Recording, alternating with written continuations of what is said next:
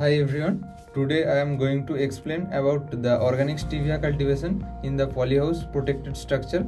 Here in the details written in the outside board, this is the outside polyhouse structure made of green sheets and iron rod, and inside the plastic covers are there.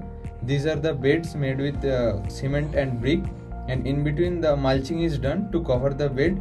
The stevia plants are planted in the gap of 65 to 75 centimeters.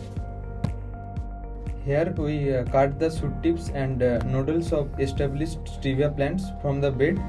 After that we have to fill the trays with mixture of vermicompost and coco peat. Next we keep the cuttings one by one in every block of tray.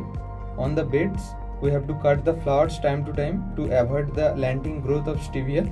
With the maturity of the sweetness will improve in stevia by the stevioside chemical content that organically is present in the plant. Also here applied growth promoters of leaves and roots expansion in stevia. So here we raise the seedlings with the pinching method and multiply the stevia. So polyhouse irrigation done by drip irrigation system that will come in the root zone directly, and sometime with the rose gun.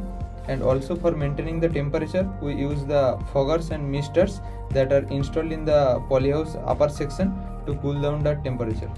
So here we are conducting new experiment by planting stevia in hydroponics.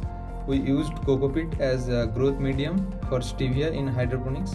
Clay balls also used to achieve higher yields, and a nutrient concentration of 1.3 ds per m is maintained during this operation.